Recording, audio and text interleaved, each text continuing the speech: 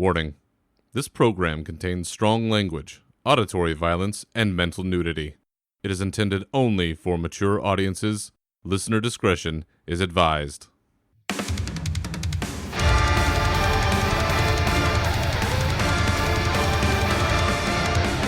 Welcome to your uncensored home for all things Warcraft. With your hosts, Berserker and Navox. This is Unshackled Fury.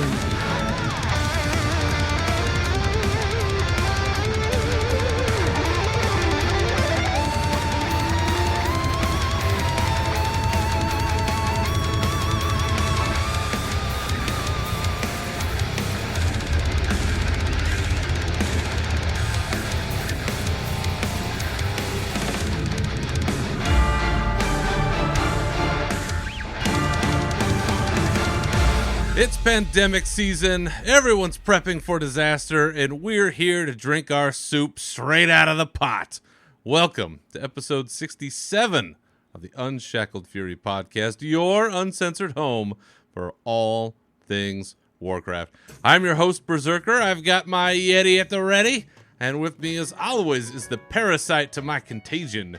He is Navox. Welcome back again, sir. Oh, fuck. Better not. Yeah.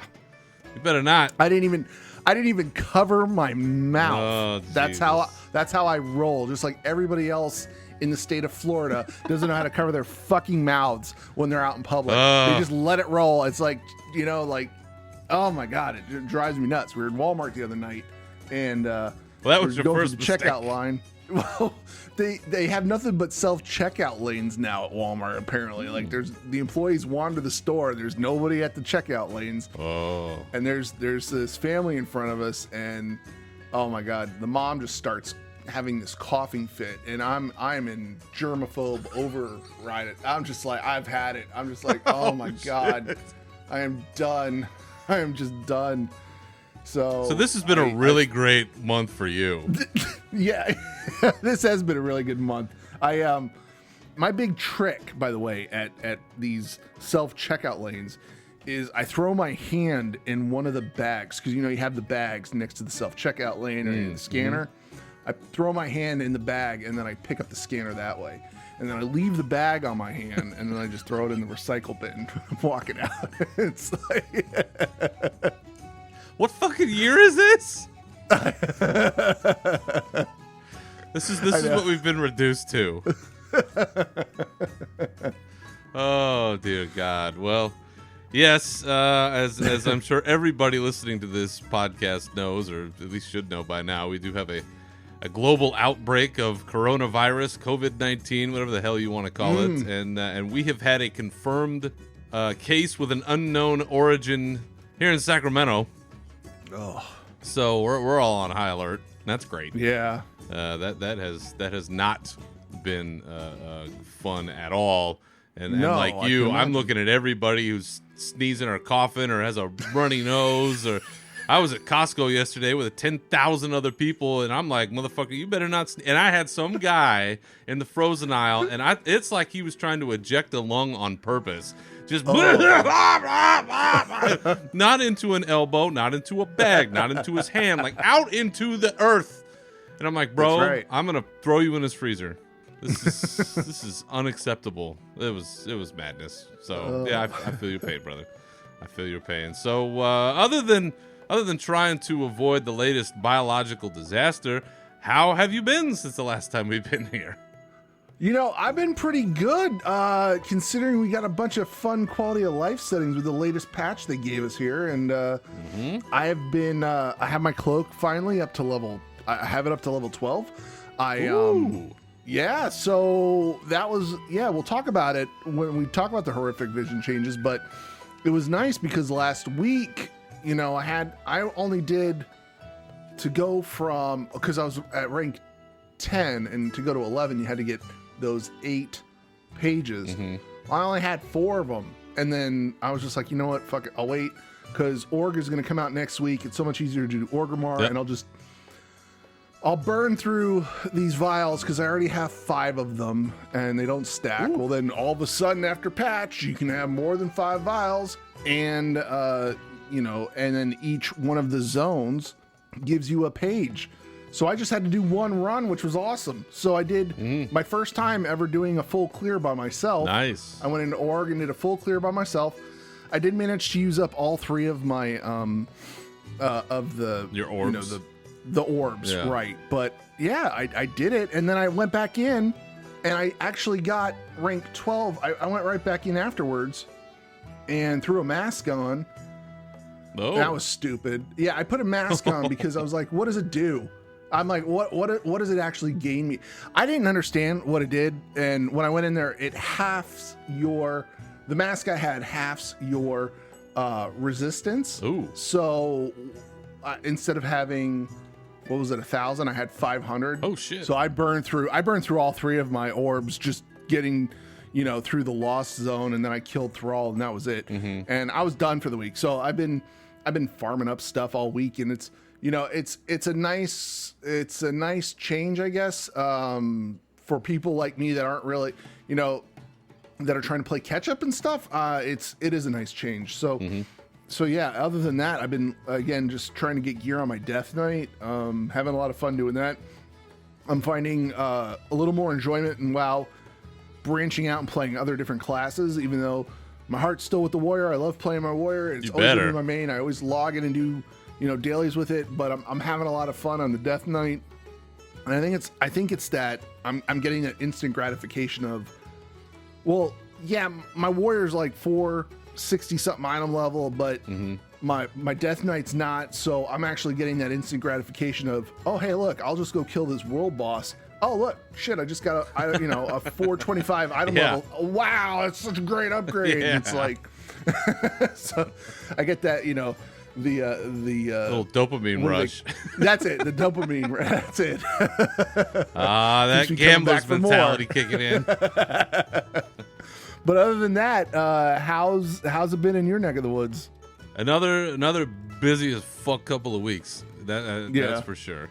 We've had Little League fire up here in the Casa de Berserker, and I am an assistant coach on the Little Berserker team. Yeah, thank you. It's an experience, and I'm enjoying it. But man, are we fucking busy? It's 3 days a week practices and games and cage time and shuttling back from this and that, and fuck, I don't know what I'm doing. I have no Warcraft time now. It's terrible. So lucky I'm hitting raids and trying to get my cloak up. I'm a few levels behind right now, so I fully admit that. But I have 3 vessels waiting for me for later tonight. I'm hoping to get on tonight, and I should be hopefully rank 11 by the end of tonight. So my hope was to try to get to 12 before the next reset from Orgrimmar back to Stormwind, but you can do it. I think so, and we'll talk about the changes that they made, but you certainly can get a lot more opportunities now.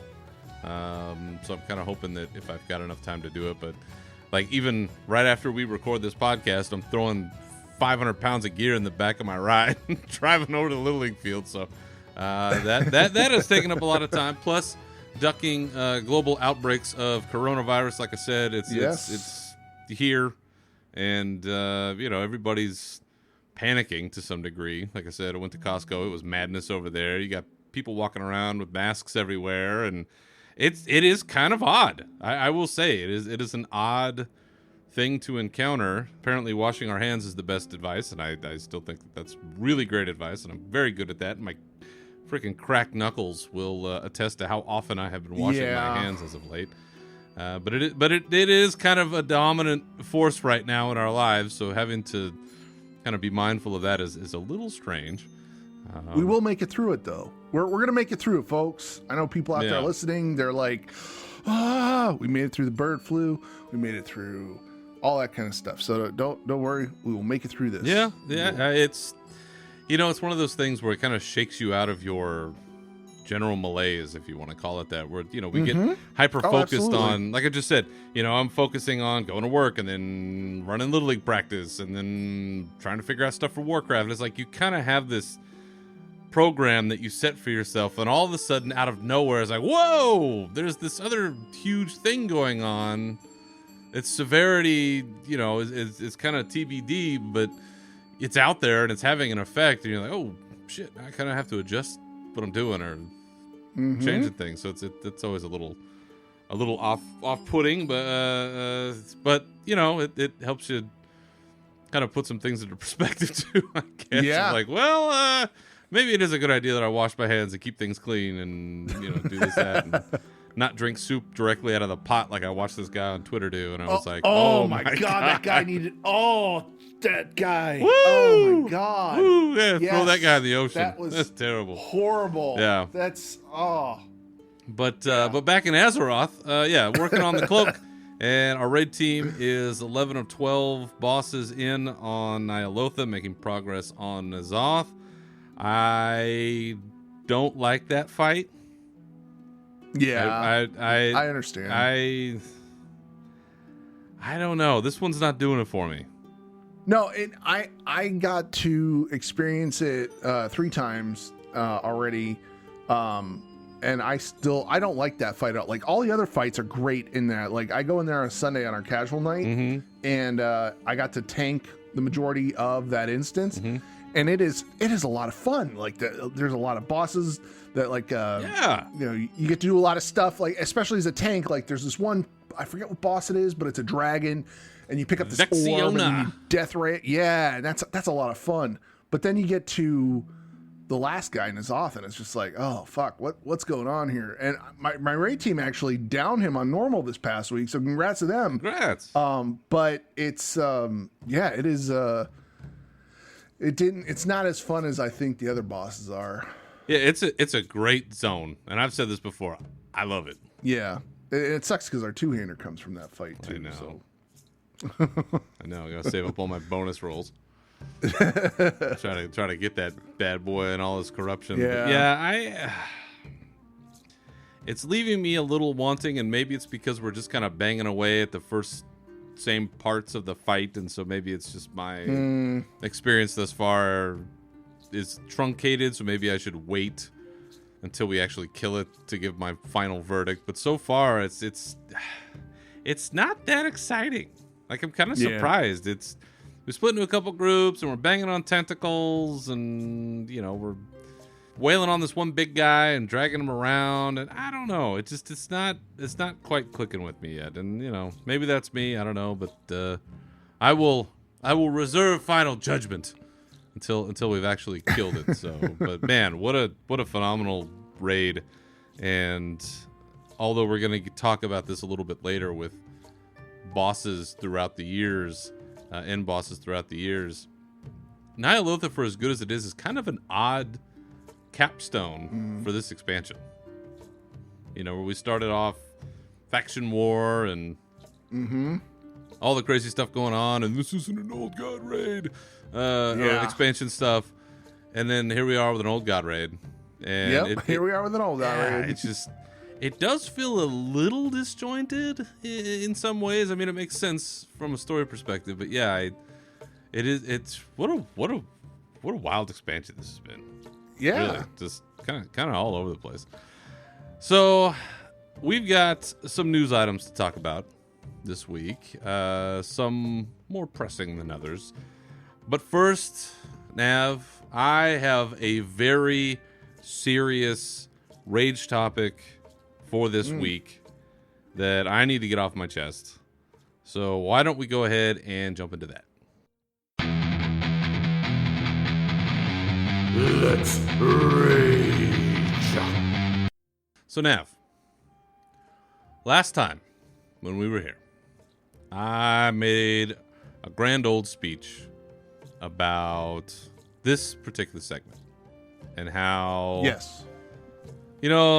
over the years, I've kind of softened up, and I've backed away from, outright attacking things or going too hard, and trying to bring a little bit more understanding into the world. Fuck all that. Forget everything I said last week. Forget all that. Thrown out. All right. Because there is something that has got me so fired up, so burned up, so angry, so crazy, so mixed up, so bamboozled that I had to come on here onto this show to talk about it. It's not even Warcraft related. I don't give a shit. This is our show. We can talk about whatever we want. So this is what it is. Nav, I'm dealing with a scourge, a blight, a pox, a pestilence, a cantankerous, caterwauling contraption content on my very convalescence. And that is this right here. This Apple Watch. It tells me when to stand. It tells me when to breathe. It tells me how lazy I am and when I need to go take a walk. It knows everything about me. It knows my heart rate. It knows when I sleep. Apparently it knows when I have sex. Wow. It knows more about me than I do. And I'm not even in it for like the techno-scary stuff. Like, oh my God, all this tech stuff knows about me. No, it's that it tells me what to do. It tells me to get up and then it tells me to sit down. It tells me to breathe. To breathe, Nav. I am 38 years old. I know how to breathe. I can't do it anymore. I can't do it. It's time. Yeah. It's time for me to divorce this Apple Watch. I don't need to know every time my BPM goes over 120 when I'm looking at something in the deli aisle. If I want to get excited about that cold cut, I don't need you telling me about it. Fuck you, watch. Right. Fuck you, Apple Watch. I don't need... Oh, wait. It's time for me to stand up. Hold on.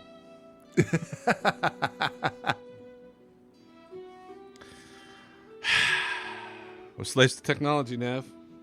Dude, I can't wait to get one. Like, seriously, I want it. I want a... See, I have the Galaxy, though, so I need to get the Galaxy Watch. So... Well, let me tell you. Let me give you a preview. It's going to be like the nag you never knew you didn't want. So that's what I got to say about that.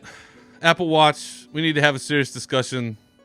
In the meantime, we've got a lot of good stuff to talk about this week. And we're going to catch up on a segment that I meant to have last time, but we're going to do it today.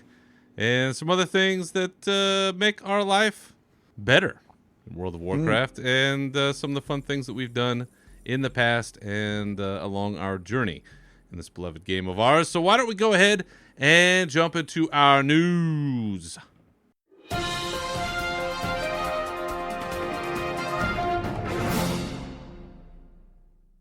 So as we've discussed before on this show and from time to time, we've been keeping an eye on the financial situation over at Activision Blizzard. A lot of this was prompted from the layoffs they had last year. We're going on about a year, or a little past a year since that happened. And there was a lot of dire news coming out of the House of Blizz about the state of their company, frankly, of Activision Blizzard, that they were on this rise where they were making record profits, but that the bottom was about to fall out and that they needed to make significant cuts, that they needed to prepare for this oncoming storm. People were rightly pissed. There was all kinds of stuff going on. And so what we set out to do is try to cut through the static a little bit and say, okay, what is the hard set of numbers here giving us the real information about how well the company is doing, where it's been, where it's going, and ultimately we end up where we end up. So I've gone back. I've done a little deep dive, gone back through and looked at Activision Blizzard's financial portfolio over the last year. And we've got some mixed news coming out of 2019, as I think we pretty much talked about. We knew that 2019 was going to be tough, that there were no major releases on the horizon, that Blizzard in particular was riding off the coattails of franchises that they'd already had stuff out for a couple of years. We knew it was going to be a tough year. And that is ultimately what came to pass, where 2018 was a record-setting year. 2019 definitely was not. with respect to total revenue, just as kind of a hard numbers way of looking at this. In 2018, so when we fresh off started doing this, their total revenue, their record revenue that they'd made was about $7.5 billion. A lot of money, right? At the time, they projected that total revenue for 2019 was going to be $1.5 billion less. $6 billion. That is a precipitous drop. That's huge.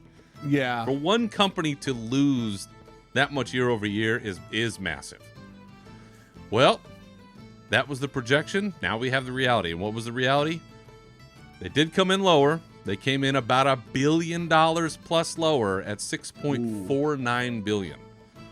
So still a lot. Still one of the highest years that Activision Blizzard has ever had. But a $1 billion drop, nonetheless. Now, you folks that, do the math, you can crunch up the percentages there for me. But we're looking at, double-digit percentage revenue loss, essentially, year over year.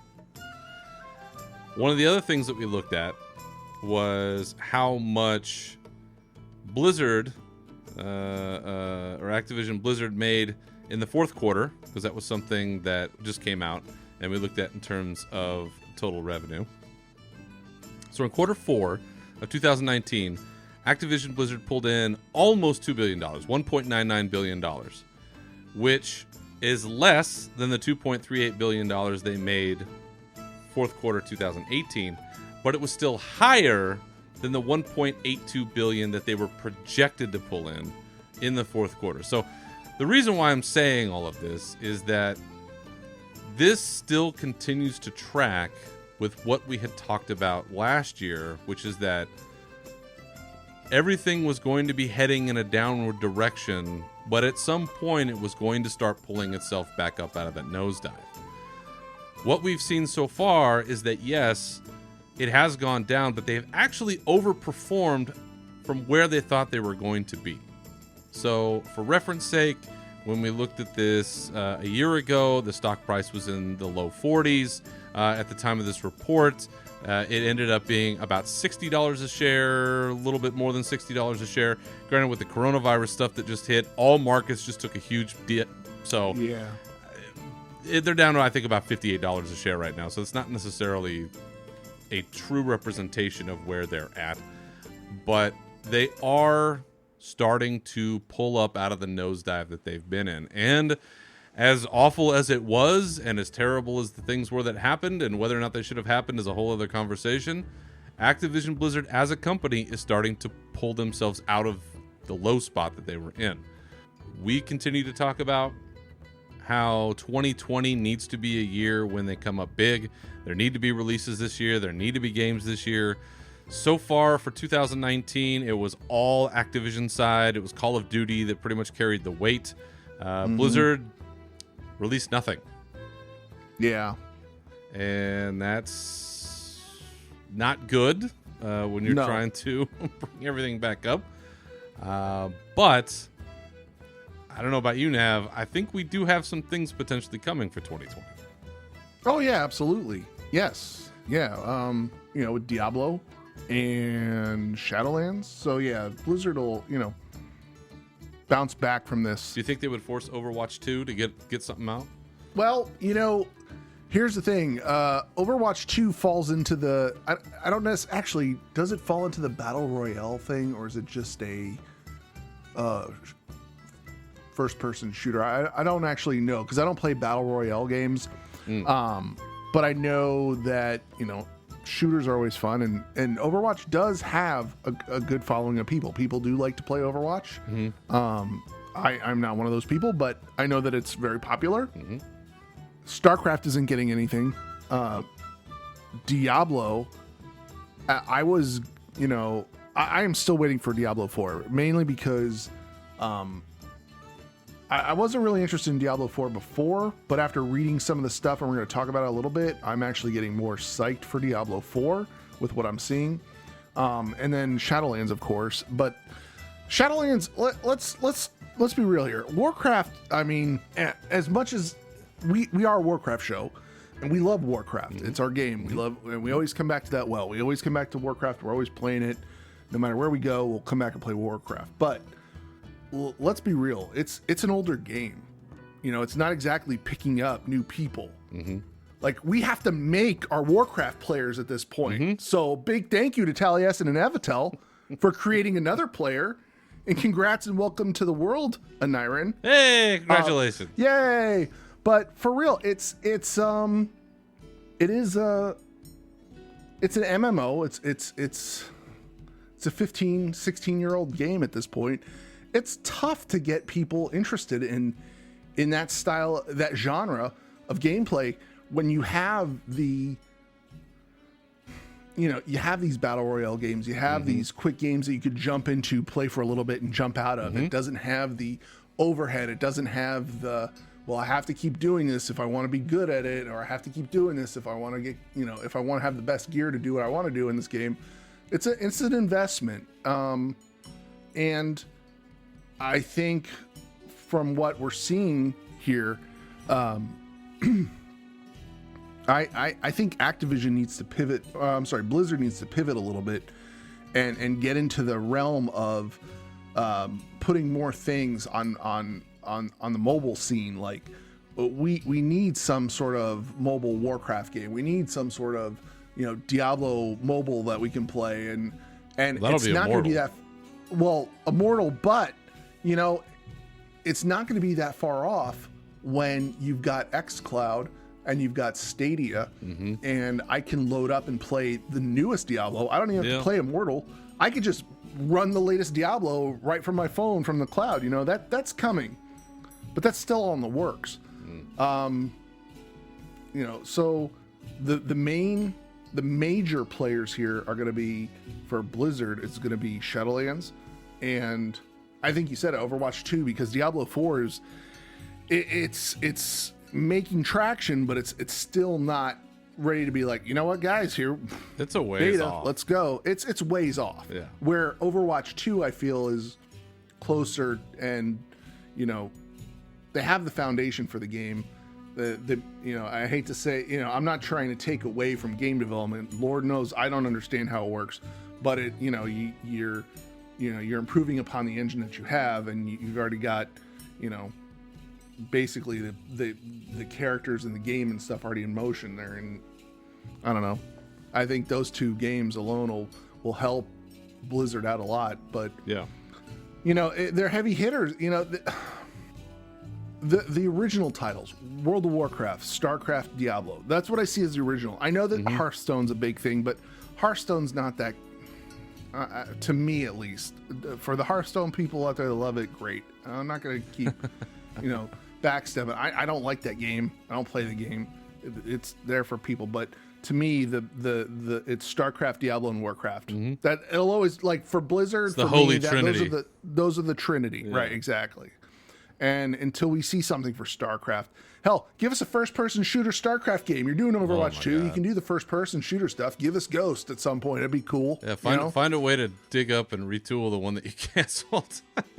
I mean, yeah, but you're right. I mean, that's the thing, is that Blizzard has to come up with something soon, and we all know that they're working on stuff, right? Like, they're back in the lab. Of course. They're doing their thing. They've said, hey, we've got mobile titles coming, we've got new IP coming, we've got all of these things, but it's tough when you look at these numbers, because another one that they had here was that Blizzard, so the Blizzard part of the Activision Blizzard portfolio, right? Blizzard's revenue was down $500 million in 2019. They alone accounted for a $572 million drop.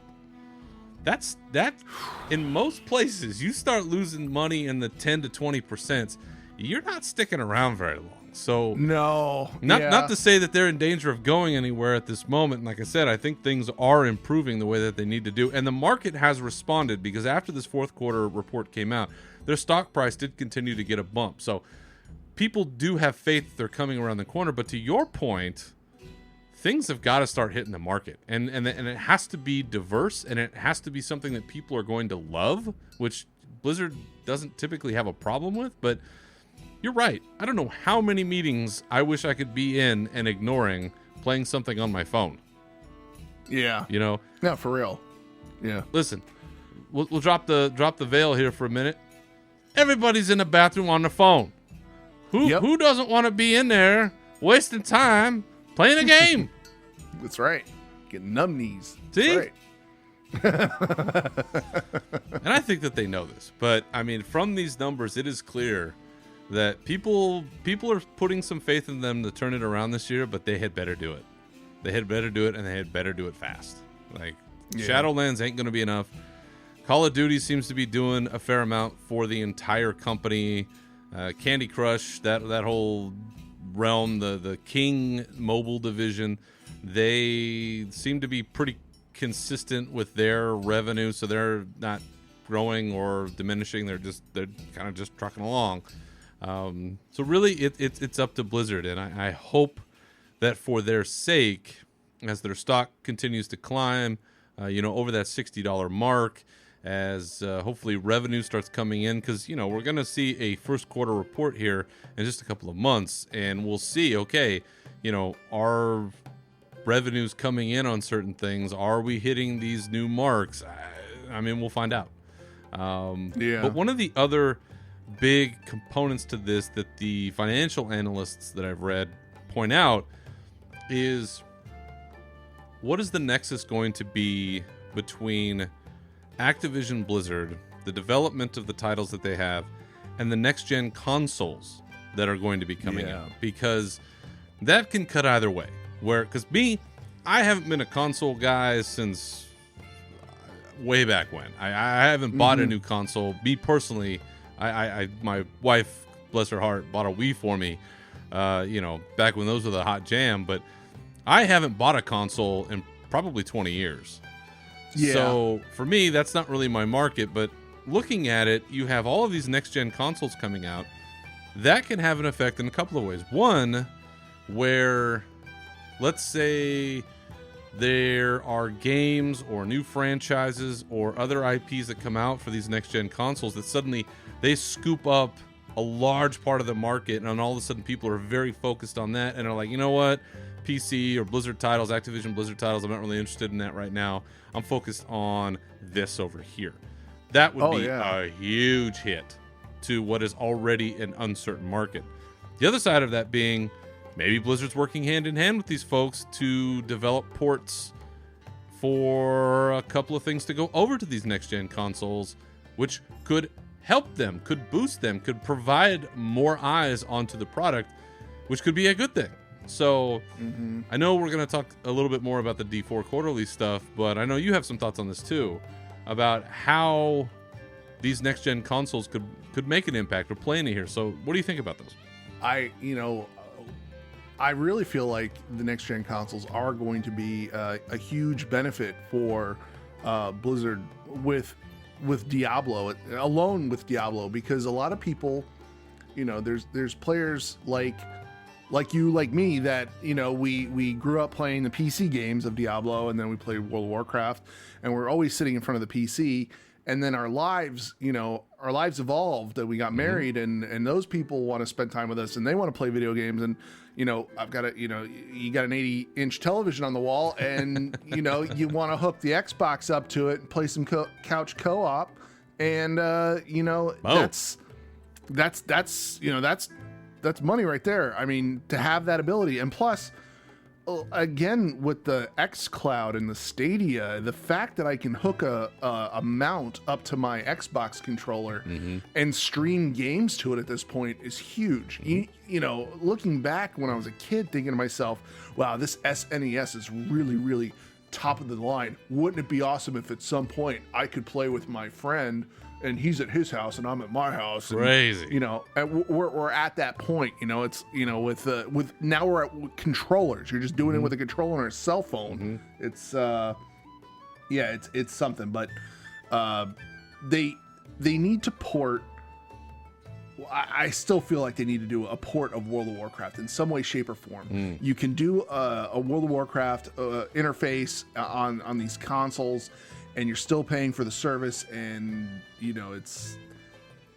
at some point, and actually, I think we're getting to that point with the consoles, that the console and the PC thing, you're basically buying mini PCs. The new Xbox thing that's coming out here, Xbox Series X, is basically a small form factor PC. It is. They're so powerful now. It is so powerful, and as excited as I am for Shadowlands, as excited as I am for everything Diablo based, there's a lot of other amazing games that are coming out, like you just said earlier, that Cyberpunk 2077, that I am playing that game, and I will probably pick it up on there's going to be a PC version, there's going to be an Xbox version, and even the Xbox version, they said if you buy it for the Xbox One X, when you get the Series X, they're going to upgrade it automatically for free. Yes.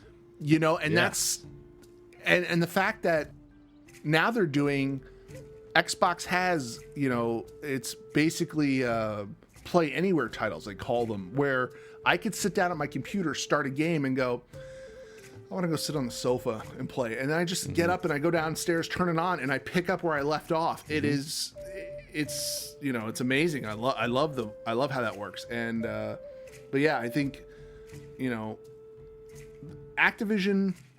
Blizzard is always going to be there for us to make games, but they need to pivot a little bit more and focus on doing a little bit more with the console, because you've got the PC market locked up. People love playing the games and they can play them on the PC, but pivot a little bit, start designing stuff for the console. And I think, the people with a little bit of disposable income are going to pick up both titles for the, the PC and sitting on the sofa playing with your significant other. Because Lord knows, I actually do love playing games with my wife whenever we can sit down and play games. And it's it is so much better to play on the couch than her at her PC and my at my PC, and we're yelling back and forth at each other like, oh, do this, do this, do this. It's more fun when you're sitting there with a controller in hand, and I don't know. Well, and part of it too is not even so much as imagine that you don't have the luxury of that being a preference for you, right? Like disabled gamers, right? Like trying to get folks who are maybe not That's actually a good point. Traditional audience, but nonetheless part of your audience, being able to find ways to bring them in and making those games more accessible. I mean, that is something that I think people are more attuned to, or becoming more attuned to, and bringing items over to a console, things that you can do with a controller, or different kinds of controllers, or finding ways to adapt. That's also going to be something that's coming in the future, and I think that's a lot harder to do solely on PC, because it feels like the peripherals are a bit more locked in.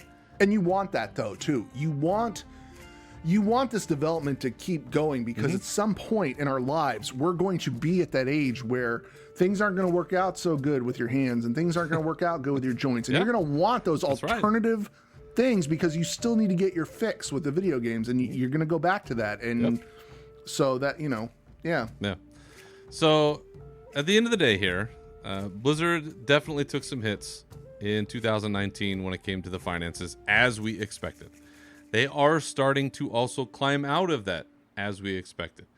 Gaming in general is a very volatile market. It is tumultuous at best, and it's sometimes hard to really nail down, I think, when looking at materials, whether it's Activision Blizzard, Take-Two, Electronic Arts, even Microsoft. When you look across the spectrum, it's volatile, and it's hard to say where that next great thing is going to come from. And I think that's why we rely on Blizzard a lot, because they've had so much greatness. We expect a lot out of them, and a lot of other people do too. So again, we're looking at 2020, hoping that this is going to be the big year. They're predicting a total net income of $6.45 billion in 2020, and they're looking at $1.64 billion of that coming in the first quarter. So those are kind of our benchmarks that we're going to be looking at. So they're still being, I think, fairly conservative, because $6.45 billion would put them right below where they were last year, which was not a great year. So I'm curious if there's some gamesmanship there, but they're really setting the bar, I think, at achievable goals for what we've talked about. So those are the benchmarks that we're looking at. We'll continue to check in and report on these things and see what we can find out about them, and just keep you and keep us informed as to the health of this company, what's going on, and so we can try to make sense of things as they happen. Now, in-game, Nav, as you mentioned, we have had some quality of life improvements come in just this past week with some really awesome hot fixes that I don't know that anybody's going to complain about. And if you are, well, I don't know what to tell you, because these are all pretty good. Essentially, this has to do with our coalescing visions / vessel of horrific visions / cloak upgrades / horrific visions, all that stuff. Good stuff. And here's what's coming, or here's what's already here. Visions of N'Zoth daily quests now reward 30% more coalescing visions. Hooray! And considering that we can get hundreds of these things, that's a lot. That adds up pretty quick. Another one is that the main N'Zoth threat now rewards 2,500 coalescing visions, in addition to our vessel of horrific visions that we get for doing those. And the lesser threats now reward 6,500 coalescing visions, which is more than halfway to your next vessel of horrific visions. They also decreased the number of pages that you need to get to ranks 13, 14, and 15. 13 went from 6 to 4, 14 went from 12 to 6, and 15 went from 18 to 8. So clearly, something that we've talked about before, they're making changes so people don't get too far behind. Perhaps you've got some alts. Exactly. They're doing what they've got to do, as we figured they would as time goes on. But for you, Nav, looking at this and having played through it as you've talked about already, what has this meant for you, and how are we feeling about these changes? Well, from what I can tell is once people got rank 12, instead of nerfing the raid instance, you're basically getting a huge power gain on your cloak at rank 12. And that in turn helps people kill bosses. So I'm actually enjoying this change that they've made, because I was every day, even though I'm not raiding, every day I was logging in and doing the daily quest, and that's all I was doing, and it felt like a chore. Like I would log in and do chores. I was going to Vale, and then I was going to what's the other place? Old Doom, yeah. And that was it. That was my World of Warcraft experience. And I'm like, fuck it, I don't want to keep doing this. I'm gonna go play some Assassin's Creed. This is boring. So now I'm able to, if I feel like logging in and playing the warrior, I can log in, I do the major assault, I get a vial that way. I don't have to clear out all the dailies every day. And the fact that they've lowered the amount for rank 13, 14, and 15, that's awesome for me. Plus, they did do another quality of life thing for us, and it is, to me, I know it doesn't seem like a major thing to a lot of people, but it's a major thing to me. In Vale, when you're doing the assault, there's the boss Vilrax, which is down below, like in the middle I know what of you're the talking about. zone, Yeah. down below.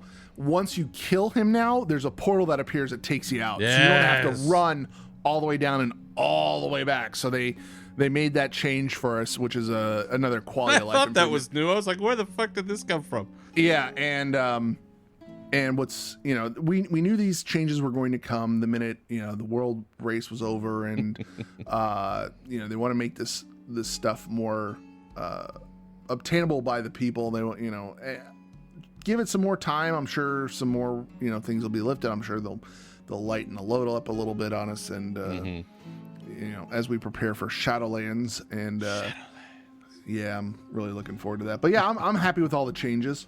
Yeah, I, for one, like I said earlier at the top of the show, being able to use as little time as I have for as much quality time as I can.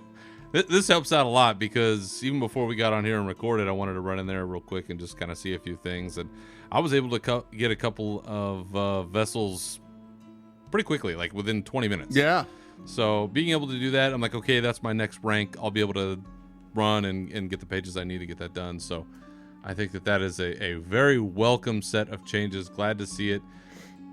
I don't know how much more they would change. Maybe you lower the amount of the coalescing visions you need, but they're also giving us more. So I don't know what the benefit to that necessarily would be.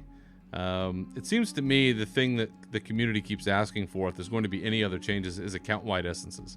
Oh my God, I cannot wait. That I'm even complaining about that because I want to play these alts, and you know, my bastard children are just there. Like I don't pay attention to them. Like they're there, and Yeah. I would love to play them. Yeah. I'm looking to branch out and play these other, but yeah, give us the account-wide essences already. This is ridiculous. Like I don't want to have to do that. That seems to be the kind of biggest cry right now, and how they would do that or how that would roll out. You know, I don't even know that we've heard them discuss that at this point. Maybe they have and I've missed it. Shit, just let us go buy something with our main characters. Like take one of the things that we have and let Get us some just go tomes. purchase. Exactly. We love buying Just let tomes. us let us buy some tomes that'll let us tool out another alt or something like that. Tomes of essences. Yep. Yeah. So those changes have already gone live. So if you haven't been out there yet, or if you haven't noticed, or maybe you're wondering why suddenly you're overflowing with coalescing visions, that is why, because they've tuned that up for us. And now there's a helicopter going over my house. Well, it's been a good run, folks. I don't know. We're having shades of thermal outbreak. They're running thermal. Yep. That's what it is. Yep. They're running Yep. thermal to make sure. Oh, there's Dustin Hoffman. Oh, he's in a. Oh shit, he's in one of those white suits with the clear mask face. Oh fuck. Yeah, Bruce Willis and Brad Pitt. Oh, and, my God. 12 Monkeys and yeah. Well, I'm going to keep recording until they come to my house and tell me I've got to evacuate, so let's keep going. Shadowlands Alpha. We'll talk about the Shadowlands Alpha real quick. So we have seen through the various data mining activities that go on out in our community that a series of Shadowlands Alpha packages or packets or whatever you want to call them have been loaded up into the Blizzard launcher or into our data files. It's all encrypted. Nobody can see anything yet as far as we are aware of, but this is the surest sign that things have really gotten to a good progressed stage of development for Shadowlands that we talked about last time when we think that might come out. We're looking at, maybe August, September-ish, I think is kind of where we've landed on. Maybe sooner. Could be. And the alpha is something that we look for. What you might hear referenced as a friends and family alpha, where at this stage in the game, it's really early. There's all kinds of crazy shit in there that will never make it to the final product, but they need a place to kind of dump stuff and try stuff and move things around. And this is where you really see like real crazy dev stuff happening. And unless you're one of the like inner, like way inner circle, you're not going to see any of this unless somebody got in and videoed it and frapsed it or did something and smuggles it out. So chances are we won't see a lot of what's going on in there, but alphas are important because they're sort of the first stake in the road of here's where we're going. Here's the progress that's being made towards the eventual release. It's a playground to test out new things, new ideas, see the areas, what goes on, where things are. But if you do see alpha footage, if you see photos, if you even get into one of these damn things, one of the things to keep in mind is that literally nothing in there is final. Right. Nothing. Yep. Like, you could have whole lands, whole bunch of stuff going on. That doesn't mean shit. They could take that out anytime. So this is part of the reason why Blizzard is notorious about not showing things early, because they want to be able to preserve that sort of sandbox ideal of we can do all kinds of stuff in here, but it's going to stay in here. And if we decide to change something or take it out, that's cool because we're the only ones who saw it and nobody has any expectation, because Lord knows when you give our people any kind of expectation of anything, they will hold on to that like it's the fucking God's truth. Oh yeah. So that's how that goes. But knowing that it could all be bullshit, Nav, do we still want in on alpha access? Of course. Yes, I'm not doing anything at the moment. I'll play the hell out of alpha. I'll do whatever. Yeah, absolutely. I have not pre-ordered the game. This is the first time I have not pre-ordered a World of Warcraft title. Wow. Yeah, I mean, I might be waiting for the collector's edition, but I'm just saying. I mean, that's what I'm doing. You know, I have not pre-ordered the game as of yet. Yeah, I need my physical collector's edition because I'm an addict. So that's how that goes. But yeah. So I think the alpha is something that I've always wanted to personally witness. And I don't know that I will ever be fortunate enough to be in a position to actually see one on my own computer or live or something I can mess around with. But I would love to just see some of the crazy shit we see on YouTube or on forums or other places where people have smuggled stuff out. I would love to see that just once in the wild. I got in on the Legion and it was fun. And it was just like you go to Skyhold and it was a bunch of under construction signs all over the place. So that's kind of fun to see. That was beta, wasn't it? Maybe. That was. But see, I don't think we've ever been like the general public has never been given access to an alpha. Like I think a very small and so again, there's a difference between an alpha and the beta. The beta is when things are like mostly done or like real far along the path. Alpha is like pretty like early in the sense that a lot of stuff can still change because they're probably looking at 8-9 months out from what they release. And it's raw. Like every time I've seen alpha footage of anything, like it's pretty rough. But you can see when you compare it to the final product, like, oh, there's where that is, or this is what this became, or those kinds of things. I've always wanted to have seen that, or I've always wanted to see that. Like as it's going, because it just fascinates me to see how stuff gets decided or how they figure out, well, we're going to put this hill over here instead of over here, or we're going to put this tree here instead of over here, and we're going to make this town look this way, or we're going to change these buildings. I mean, it's just, there's a billion things that they can do, and it's all just really interesting to see how they do it.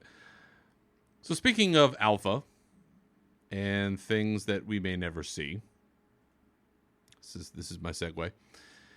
There was an article this past week on Polygon the title of which was not. The title was kind of misleading to a degree. It was the 8 most memorable moments from World of Warcraft boss fights, for better or worse. When really what it was about was it was talking about each end boss of each expansion, including the original World of Warcraft, and sort of talking about the boss itself and why it was important, whether the fight was good or bad or whatever.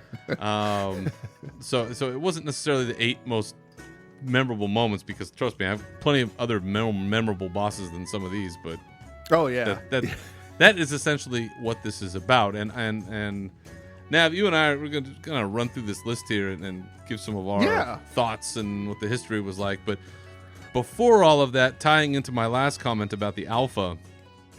In this article, we get to Warlords of Draenor, and one of the things that it talks about is all of the stuff that did not make it into the final version of Warlords of Draenor, and there is a link to a really well-researched post on MMO Champion from like 5 years ago or 4 years ago, and it lists all the stuff that got worked on that did not make it into the final game. And it's an astonishing list. It's like 26 items long. And it's not just like, oh, they changed the shrub.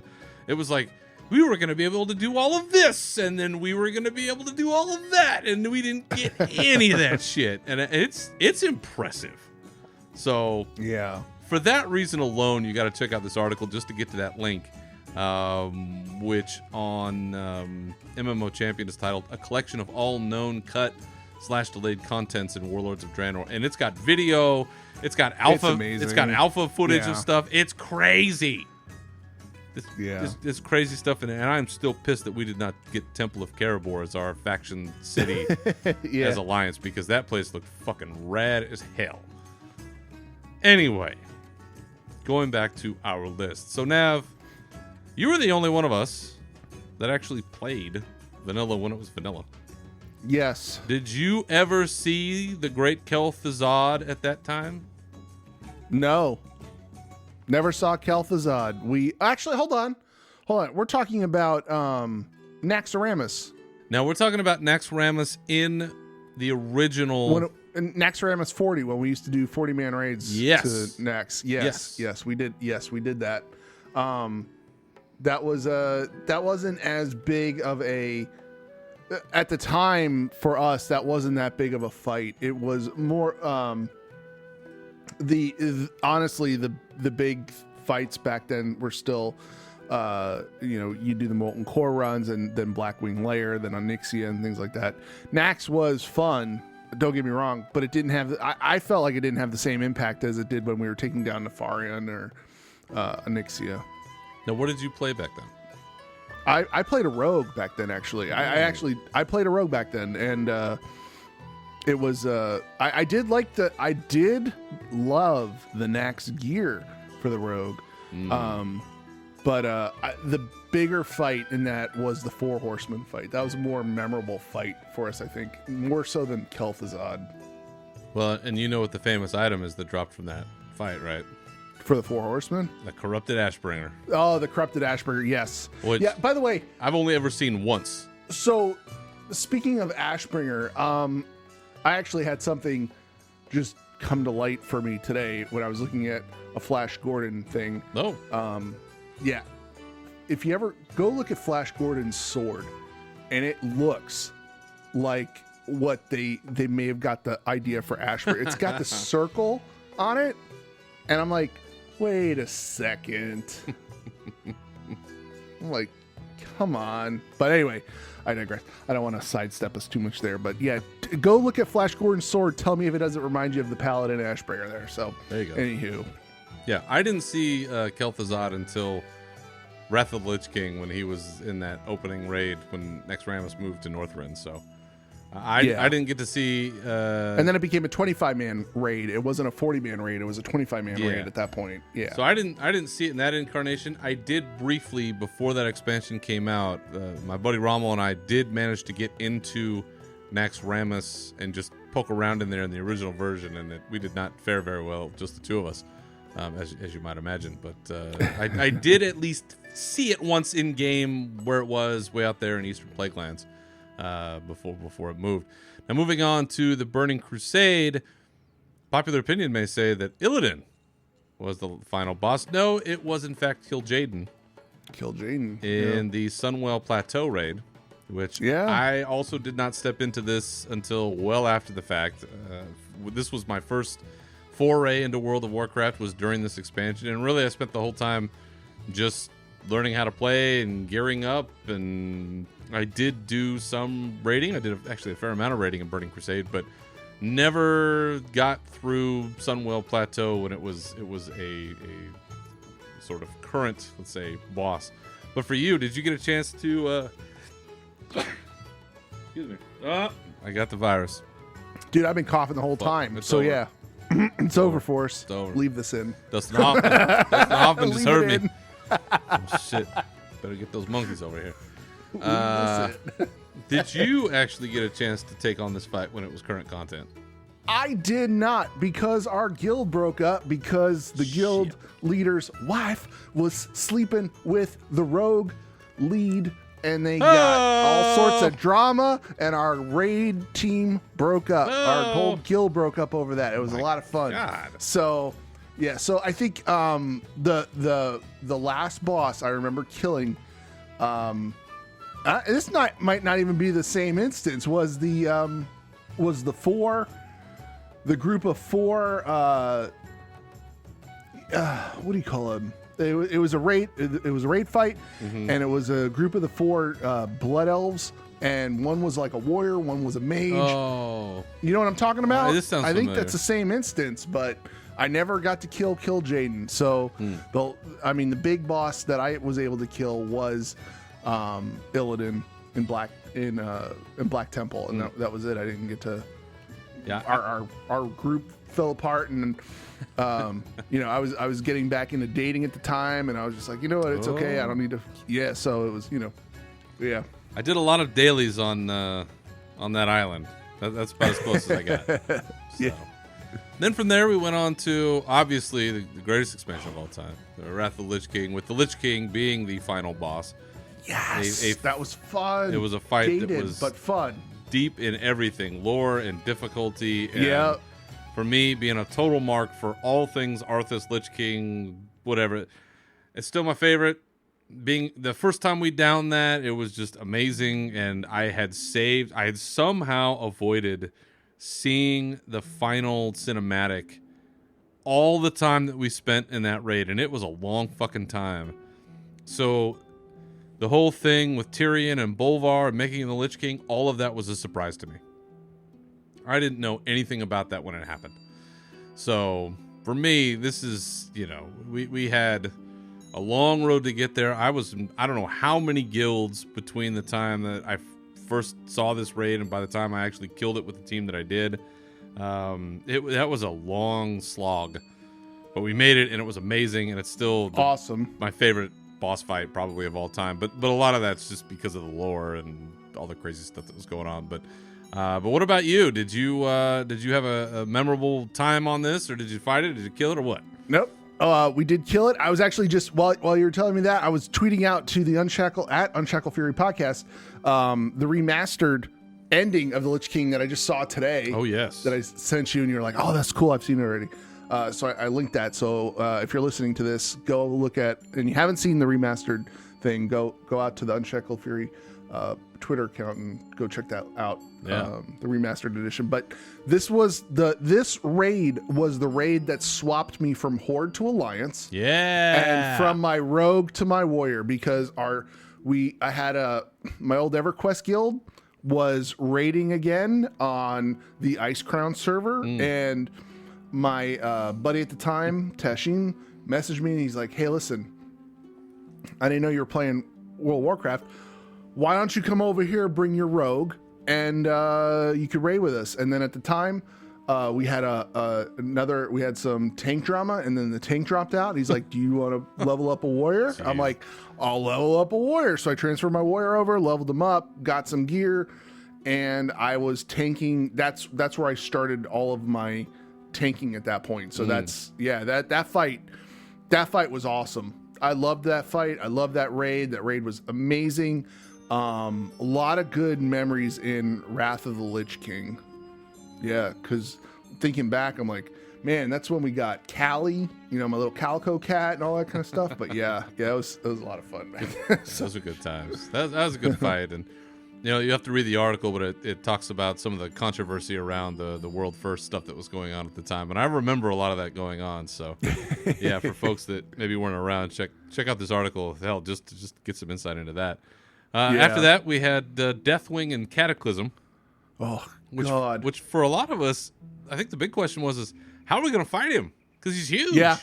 Yeah. You see him in the opening cinematic. He's gigantic. I mean, he's the size of a castle, literally. Like, how do you fight something like that? And, well, it turns out we had kind of a two-phase approach. I mean, they were technically two separate fights where one, you're riding on his back and ripping off his back, metal plates.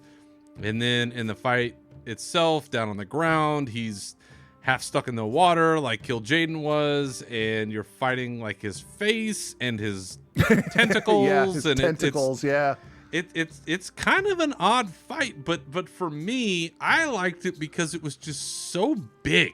Like, it was just, there was no other way around it. It was the grandeur of it, right? I mean, you kind of have to figure out a way to work out the logistics of it. And it was a little weird, but just the grandeur of the whole thing. I really enjoyed it, but I know it was also not the most popular. But what were your experiences like? I did it. I enjoyed the Deathwing fight. I was tanking that instance. I think my favorite fight in that was Altraxion, just because you had the special ability you had to do, otherwise it would nuke the entire raid. Like, if the tanks fucked that up, it was terrible. That's right. But Deathwing was a good fight, and it's actually shit right now on solo. It is actually still difficult to solo. You got to know what you're doing. The spine of death, yeah, it is, because you just get tossed off, and doesn't matter how powerful you are, you still got to deal with the mechanics, and it sucks. So, But yeah, it's a fun fight. It was definitely a fun fight. It still has one of the best sword the best sword transmogs in the game. Yep. I feel. Yep, absolutely. Next up, we have Garrosh from Mists of Pandaria, or Pandaria, depending on where you're from, I guess. And this was the expansion where I met the raid team that I'm currently still on. This was the time when I found my current home, which I'm always appreciative of. But I will tell you, I have never encountered a boss as difficult as this Garrosh fight.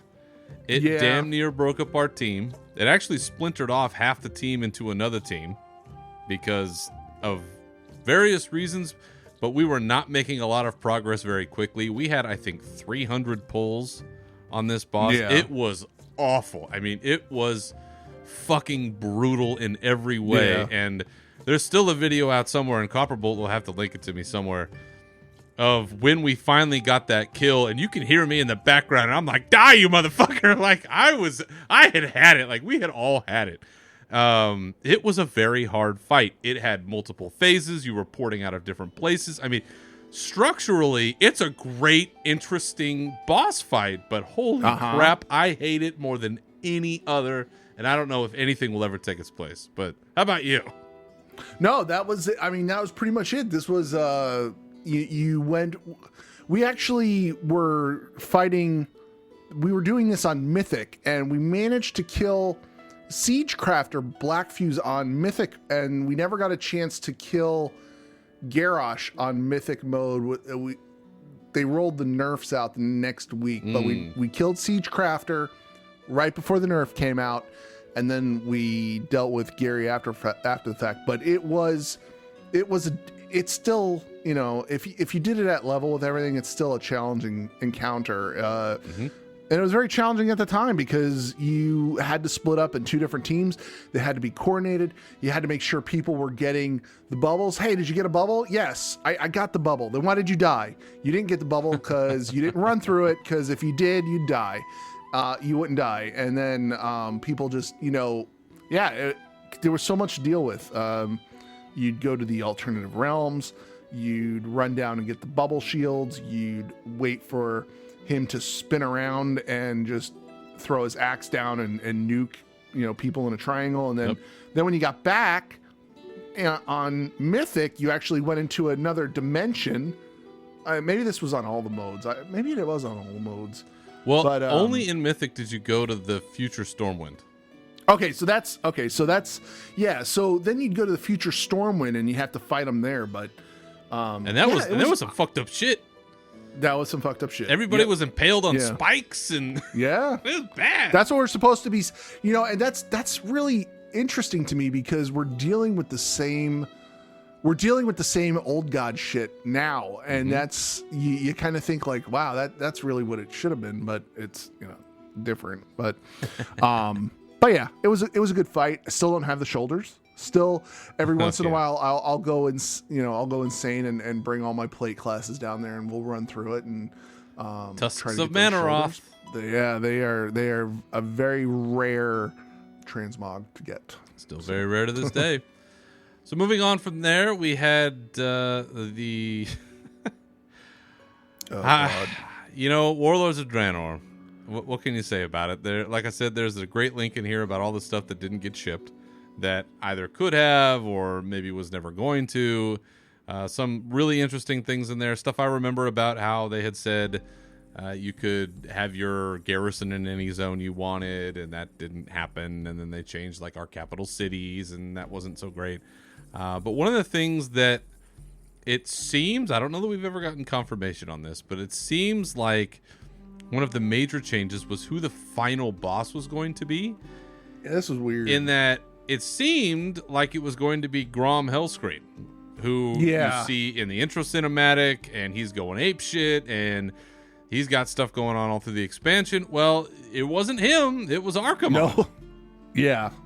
Now, there's some discussion about maybe why that was, or how that played out with some other storylines they had going on, and ultimately what they decided to do. But Arkhimond, for me, in this expansion, was kind of, it did feel like a strange afterthought. Like, I was not emotionally invested in this at all. Like, I did it because we had to do it, and there was a mount for getting the ahead of the curve achievement, and then that was kind of it. So it was not good, not bad, just more kind of like, okay. So, how about you? it was strange times, especially with Gladiator stance. We dealt with a lot of strange issues there, but I did manage to find the raid team that I'm with right now face pull on in this raid instance. We actually, my one raid team fell apart, and then a lot of us swapped over and joined the face pull raid group, and I've been with them ever since. And we had a lot of fun doing this fight, Archimon, and yeah, it just felt weird because out of nowhere there was this raid instance, and it was just, I don't know. Like, why wasn't it Grom? Why wasn't it Gul'dan? Yeah, and then you find out later on, like, he was in the instance, but he was shackled, and we had to save him and get him out of there, and it was just, this warlord didn't seem very warlordish to us at that point, and it was like, okay, it was different. whatever. Yeah, it was different. See, then we went from one place of space to another place of space, and we went and took on the Legion. And that was fun. In Legion, we had Argus the Unmaker, who was basically the physical embodiment of the soul of Argus the planet, if I remember that correctly. This was not necessarily a fight that I was like super passionate about, but man, great setting, great peripheral stuff going on, fabulous cinematic after it was over. The boss looked cool as hell. Like, overall, this was a really great way to end an expansion. And so for those reasons, I dug all of that stuff. Yeah, and it was a lot of good game mechanics put in place with that one. The whole Argus raid was phenomenal. That was a fun raid from start to finish. And there's a lot of memorable bosses in there, like the twin dogs that you had to separate, and the bridge boss, and then this guy where he wipes your entire raid, and you're like, oh, everybody's dead. Oh, but wait, you're not all dead. You come back, and you could just keep coming back towards the end of the fight, and it was definitely fun. Yeah. With the Pantheon there in the background, and yeah. And somewhere out there, Illidan is still fighting him Sargeras, for eternity. Yeah, like he's like, yeah, I'm gonna jail him, and that's why the sword's there in Silithus, folks, because he somewhere out there, Illidan punches Sargeras in the face. I don't know. There's some shit going on out there. Yeah, I'm sure we'll find out at some point. Now, last but not least, N'Zoth, our current end boss, which I spoke about this earlier. I'm kind of on the fence about this one. I still have not seen the cinematic that plays after you defeat him. Yes, that's true. Somehow I have managed to avoid all of that, so I don't know what all the hullabaloo is about just yet. The fight so far has not been overwhelming to me in terms of its fantasticness, but maybe the latter half of it I'll be like, "Ooh, this is really great." But yeah, again, focusing on the faction war the whole time and then transitioning over to the old god stuff, it doesn't all feel as coherent or as on theme as I think I'm just used to with coming up in the Burning Crusade and Wrath of the Lich King era. It's like, for me, it's all one story, right? Like, you're going to get Illidan, and then you go to get Illidan. You're going to get the Lich King, you go to get the Lich King. It's like, you're going to go get Sylvanas. Nope, she's going to puff off in some smoke, and then you're going to go do this old god bit. And you're like, whoa. Yeah. Okay. So, yeah. Still kind of getting my bearings on this one, but I like the zone. I like the raid. I like all the other stuff going on. So I will say that much. So, but how about you, Mr. Casual? Yeah, I don't really like this fight all that much. It's, I don't know what it is about this one, but like I said, all the other fights up to N'Zoth seem like it's a lot more fun for me.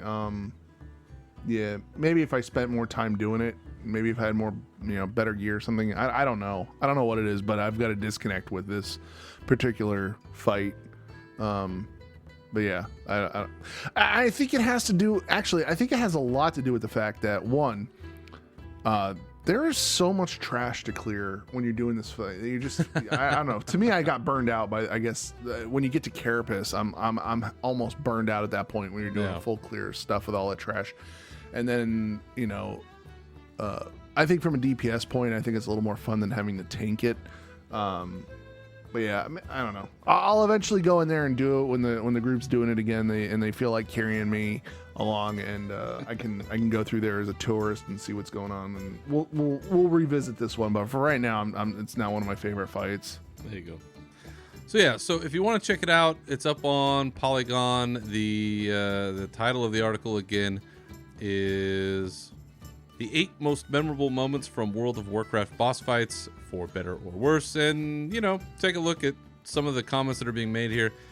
This author, quite frankly, pulled a lot of opinion stuff from Reddit. I don't know how much credence I put into all of that. So, unless you were, it's kind of one of those unless you were there things. See it now, if you never saw it then, it's not the same. But you can go and check it out and watch a video maybe and see what it's like. So check it out. Lots of great links in there. Like I said, the stuff that got cut from WAD is quite eye-opening and gives you a little perspective on what this whole process can look like.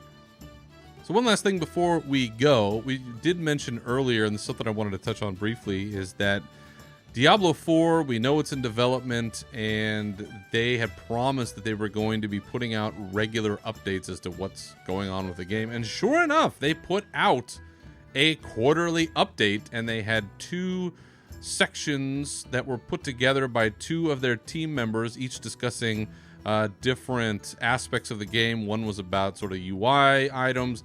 Another one was about characters or a character family, the cannibal family within the game, the sort of mob type folks we'll be seeing. So I thought it was really interesting to read all of that, number one. But number two, I like the fact that they're staying true to their word. They're doing these updates and giving folks some insight, because when we don't hear anything, people start to make up their own stories and freak out about what's going on and, what are they doing in there? What's happening? Right. And we don't get to see shit. So for me, what I start wondering about when I see this is this something that could work for Warcraft to help maybe ease people's concerns, to get not just like Q&A style updates, but like, here is a blog or here is a write-up of some meaningful length to give you folks some insight into what we're doing. Would that be of value? But Nav, I know you saw some things in that update that caught your particular interest. So what did you see there, and what would you think about doing this for a WoW style update?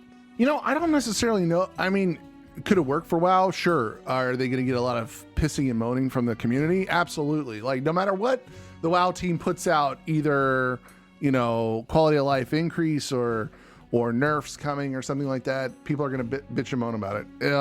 It's always good, though, to communicate with the community. So the stuff that I saw that came out of the Diablo stuff that's pretty cool, because that I liked in particular, was they're talking about how groups of monsters that they have, there's like 5 types, there's 5 things in a group of monsters, and it's like a tribe of monsters, and they're different categories. And like the one that they touch base on in this latest thing is the cannibals.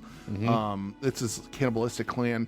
I don't necessarily remember the name of it, but the stuff that I saw with it look amazing. Like the graphics look really, they look amazing. So cool. And when we talking about Diablo, I'm like, fuck, I don't care. Like, I really don't care about Diablo. Diablo is one of those games where I will play through from start to finish, and that's pretty much it. I'll more than likely do the same thing with the latest Diablo 4. I'm not going to sugarcoat it. That's probably what I'll do. I'll probably pick it up, play it from start to finish, and not go back and replay it. All of that being said, it looks really cool, though. The fact, the updated graphics, and the fact that they're putting time and effort into trying to figure out where the UI fits best on the screen, and how the PC people are going to get, like, they could do the left or the center adjusted UI interface and things like that. It's real interesting from that standpoint. And the fact that you are getting updates versus nothing prior, I think that's going to help out the crowd for Diablo, because you got an announcement at BlizzCon that this was coming, and then nothing. There was absolutely nothing. And then last year they talked about it some more, and then you felt like there's nothing, and then they issued this update. So do I think it'll work for Warcraft?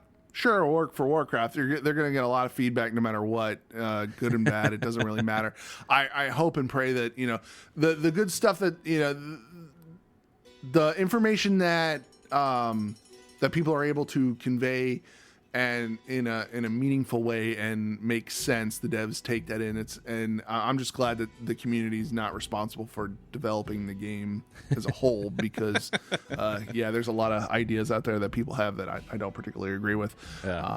But I think any information is good information, and keeping your it just shows that, oh, look, the devs are still working on it. They didn't let it, they didn't abandon the game that I'm paying for, and it's always a good thing. Yeah.